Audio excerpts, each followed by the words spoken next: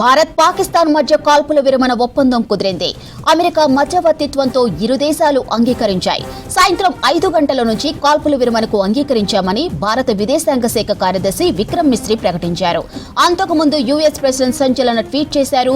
కాల్పుల విరమణ ఒప్పందానికి 2 దేశాలు అంగీకరించాయన్నారు. రాత్రంతా భారత్ పాకిస్తాన్తో తాము చర్చలు జరిపామని ప్రకటించారు. తమ మధ్యవర్తిత్వం ఫలించిందని చెప్పారు డొనాల్డ్ ట్రంప్. కాల్పుల విరమణ ఒప్పందానికి అంగీకరించిన ఇరు దేశాలకు అభినందనలు చెప్పారు ట్రంప్. శాంతి మార్గంలో 2 దేశాలు చర్చలు జరపాలని కోరారు. కాల్పుల విరమణకు అంగీకరించామని పాక్ రక్షణ మంత్రి ఇషాక్ దార్ ట్వీట్ చేశారు. అయితే నిన్న పాక్ రక్షణ మంత్రితో యుఎస్ విదేశాంగ శాఖ మంత్రి చర్చలు జరిపారు. రైట్, ఇక ఇదే అంశానికి సంబంధించి మరిన్ని డీటెయిల్స్ చెప్పడానికి మన ముందు వినోద్ గారు లైన్ లో ఉన్నారు. వినోద్ గారు, ట్రంప్ మధ్యవర్తిత్వంతో యుద్ధం ఆగినట్లు అనుకోవచ్చా? అంటే చాలా వరకు మనము యుఎస్ అడ్మినిస్ట్రేషన్ కు అడ్మినిస్ట్రేషన్ అంటే ఇవాళ రేపు ఇక పంపే కాబట్టి వాళ్ళకి కొంతవరకు మనం క్రెడిట్ ఇవ్వచ్చు.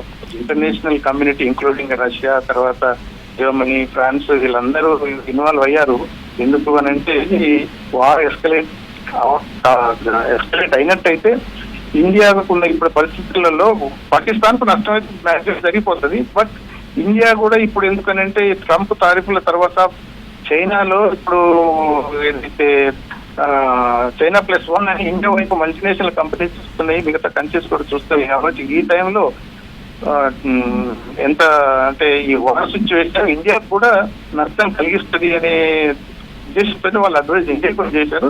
బట్ పాకిస్తాన్ చివరికి కాలు పట్టుకునే స్టేజ్కి వచ్చింది కాబట్టి ట్రంప్ మన వాళ్ళ సెక్రటరీ ఆఫ్ స్టేట్ రూబియోకు క్లియర్ గా చెప్పారు. అఫ్ కోర్స్ మన వైస్ ప్రెసిడెంట్ జేడీ వాన్స్ అన్నది we have nothing to do it solve it out అన్నాడు ఓపెన్ పైన. కానీ అంటే బిహైండ్ ద సీన్ మన స్టేట్ సెక్రటరీ రూబియో మన ఎక్స్టర్నల్ అఫైర్స్ మినిస్టర్ మాట్లాడటం, Pakistan deputy prime minister, foreign minister వాళ్ళందరితో మాట్లాడటం, చాలా వరకు ఇనిషియేటివ్ తీసుకోవటం వల్ల మాత్రం ఫైనల్ గా ఈ చేంజ్ పైన వచ్చింది. రైట్ వినోద్ గారు, ఇప్పుడు చూసుకుంటే పాకిస్తాన్ పరిస్థితి రోజు రోజుకు అడుగంటుతుంది. అయితే ఈ పరిస్థితుల్లో ఈ విరమణను ఎలా చూడొచ్చు అంటారు? ఇప్పుడు కనుక క్లియర్ గా ఇప్పుడు అంటే మన వాళ్ళు ఇండియా మీద ఇది పహల్గామ్ మీద ఇలా అటాక్ చేపించడం, తర్వాత ఏదో 300 నుంచి 400 డ్రోన్లు పంపించడం, లేకపోతే ఇవన్నీ ఏది సివిలియన్ ఏరియాస్ టార్గెట్ చేయడం, ఇవన్నీ ఒక పిచ్చి పని లెక్క ఉంది. కాకపోతే చైనీస్ ప్రొవకేషన్ వల్ల, ఎందుకంటే చైనా సప్లై చేసిన వాళ్ళ వెపన్స్ ఈ సంసాట కొన్ని డ్రోన్లు అయినా, తర్వాత ఈ ఫైటర్ జెట్స్ అయినా అవి ఎలా పనిచేస్తాయి అనేది వాళ్ళ ఇంటెలిజెన్స్ కూడా వాళ్ళ అంటే కలెక్షన్ అవసరం, వాళ్ళ పర్ఫార్మెన్స్ ఆర్మ్స్ ఎలా పనిచేస్తుంది వాళ్ళు కూడా చూసుకొని కూడా చాలా ట్రై చేసి వీళ్ళని ప్రవోక్ చేస్తున్నారు. అయితే ఇప్పుడు ఏమైందంటే వీళ్ళకి రియలైజేషన్ కొంతవరకు వచ్చింది. ఎలా అంటే అటువైపు బెలూచిస్తాన్ ఆల్రెడీ ఇండిపెండెన్స్ డిక్లేర్ చేసింది, అక్కడ ఉన్న పోలీస్ స్టేషన్లన్నీ ఆక్రమించేసుకుంది, అన్ని రోడ్లని బ్లాక్ చేసేసింది. సో ఇప్పుడు అక్కడ నుంచి వాళ్ళ అంటే ఫోర్సెస్ ను సైన్యాన్ని తిప్పి పంపిస్తున్నారు వాళ్ళు. సో ఈ పరిస్థితుల్లో ఇది కనుక ప్రొలాంగ్ అయితే పాకిస్తాన్ డివైడ్ అయిపోతుంది, అసలు పాకిస్తాన్ ఎగ్జిస్టెన్స్ దెబ్బతినిపోతే భూమి మీద ఉంటుంది. అది రియలైజేషన్ కూడా వచ్చింది వాళ్ళకు. సో దాంతో వాళ్ళు అమెరికన్ ప్రెషర్ వల్ల, తర్వాత రష్యన్ అడ్వైజ్ చేయటం వల్ల, యూనియన్ అడ్వైజ్ కూడా చేయటం వల్ల వాళ్ళు రియలైజ్ అయ్యి బిహైండ్ ద సీన్ మాత్రం కళ్ళ బేరానికి వచ్చారు వాళ్ళు. అప్పుడు ఏం చేశారంటే మన ప్రైమ్ మినిస్టర్ అయినా, మన ఫారెన్ మినిస్టర్ వాళ్ళు కూడా, డిఫెన్స్ మినిస్టర్ వీళ్ళు అడ్వైజ్ చేసిందంటే మీరు కూడా సీజ్ ఫైర్ అగ్రీ అయితే మీకు కూడా లాభం ఉంటుంది, don't go to the extent of final Pakistan resolution అని కాకపోకూడదు అని అడ్వైజ్ చేయడం జరిగింది. అడ్వైజ్ ప్రకారం మన వాళ్ళు కూడా సరే ఓకే, వాళ్ళు కాలు పెట్టుకుని వస్తే మేము కూడా ఓకే మొదటి నుంచి అంటున్నాం కాబట్టి అగ్రీ అయిపోయాం. ఓకే వినోద్ గారు, అసలు ఈ వార్ నేపథ్యంలో మునుముందు 2 దేశాల మధ్య పరిస్థితి ఎలా ఉండబోతుంది? అసలు ఏ పరిణామాలు జరిగే అవకాశం ఉండొచ్చు అంటారు? ఇక ఇప్పుడు ఈ జరిగిన తర్వాత మళ్ళీ పాకిస్తాన్ మీద మనం ఏదైతే చర్యలు తీసుకుంటున్నామో, ఆల్రెడీ ఇప్పుడు 9 locations training camps, hideouts of the terrorism related గ్రూపులన్నీ మనం కొంతవరకు మొట్టబెట్టాం. కాబట్టి ఇంకా ఫర్దర్ ఎస్కలేషన్ టెర్రరిజం గురించి పాకిస్తాన్ చేయడానికి భయపడుతుంది. ఒకవేళ భయపడుతూ కంటిన్యూ అయినా కానీ ఇప్పుడు వాళ్ళకే నష్టం జరుగుతుంది కానీ ఎందుకంటే ఇప్పుడు బెలూచిస్తాన్ అట పఖ్తూన్ ఖైబర్ పఖ్తూన్ వాళ్ళు కూడా యాంటీ పాకిస్తాన్ ఎజిటేషన్ పెట్టారు. వాళ్ళు వీళ్ళతో కలిసి ఉండరు.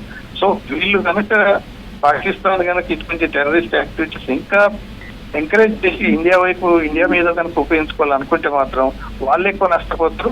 ఒకవేళ నష్టపోకుండా వాళ్ళు ఉన్నా కానీ మన యాక్షన్స్ ఇంకా సివియర్ గానే ఉంటాయి. అది డైరెక్ట్ గా వెపన్స్ తోటి ఆయుధాలతోటి కాకుండా కూడా వేరియస్ మీన్స్ ఉన్నాయి. ఇప్పుడు మనకి ఎకనామిక్ వాట్ ఎవర్ మెజర్స్ మనం తీసుకుంటున్నాము. తర్వాత ఈ వాటర్ సస్పెండ్ చేయటము, ఇటువంటి వేరియస్ యాక్టివిటీస్ ఇంకా మన చేతిలో ఉన్నాయి. కాబట్టి ముందు పాకిస్తాన్ ఎటువంటి యాక్టివిటీస్ ను ఎంకరేజ్ చేయడానికి భయపడుతుంది. దానికి తగ్గట్టు మనం ఇంకా ప్రెషర్ పెట్టుతూనే ఉంటాం, కంటిన్యూ చేస్తూనే ఉంటాం. ఓకే వినోద్ గారు, ఇప్పుడు చూసుకుంటే భారత్లోకి టెర్రరిస్టుల చొరబాట్లు జరిగితే మళ్ళీ పరిస్థితి ఎలా ఉండబోతుంది? ఒకవేళ ఇదే జరిగితే భారత్ ఎలాంటి చర్యలు తీసుకునే అవకాశం ఉంటుంది? ఇప్పుడు మనం ఒకసారి గమనించినట్టయితే ఏ టెర్రరిస్ట్ యాక్టివిటీకైనా లోకల్ సపోర్ట్ లేకుంటే ఏది సక్సెస్ కాదు. గత 30 సంవత్సరాల నుంచి మనం చూసినప్పుడైతే ఇప్పుడు మన జమ్మూ కాశ్మీర్ లో ఉన్న ప్రజలు పర్టికులర్లీ యంగ్ బాయ్స్ వాళ్ళంతా యంగ్స్టర్స్ అంతా రాళ్ళు రువే వాళ్ళు మన డిఫెన్స్ ఫోర్సెస్ మీద. నిన్న అంటే మన లాస్ట్ వీక్ చూస్తుంటే మనం ఏంటి వాళ్ళంతా ప్లకార్డ్స్ పట్టుకొని రోడ్డు తీసుకొచ్చి terrorism down we are with India ఒక స్లోగన్ తీసుకురావటం, తర్వాత కాశ్మీర్ బంద్ అనేది ఆర్గనైజ్ చేయటం. వాళ్ళందరికీ ఏంటంటే ఈ ఇన్సిడెంట్ జరిగిన తర్వాత వాళ్ళకి అర్థమైంది ఏంటంటే నార్మల్సీ రావటం వల్ల ఇండియా అంత డెవలప్ అవుతుండటంతో పాటు కాశ్మీర్ కూడా డెవలప్ అవుతుంది, వాళ్ళ జీవనాధారం పెరుగుతాయని వాళ్ళకి తెలుసు. ఈ టూరిజం ఎంతైతే గత సంవత్సరం 2.4 crores టూరిస్టులు కాశ్మీర్ విజిట్ చేయడం వల్ల వాళ్ళ ఎకనామిక్ పరిస్థితి చాలా ఇంప్రూవ్ అయిపోయింది.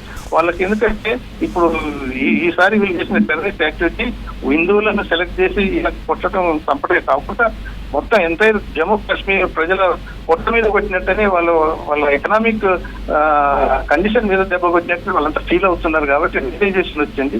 అందువల్ల మనం ఆ లోకల్స్ కూడా మనం ఇప్పుడు ఎంకరేజ్ చేసి ఇండియన్ గ్రోత్ లో వాళ్ళు ఇన్వాల్వ్ చేస్తే టెర్రరిస్టులకు అసలు ఏ స్థలం ఏ స్కోప్ ఉండదు ఇండియాలో.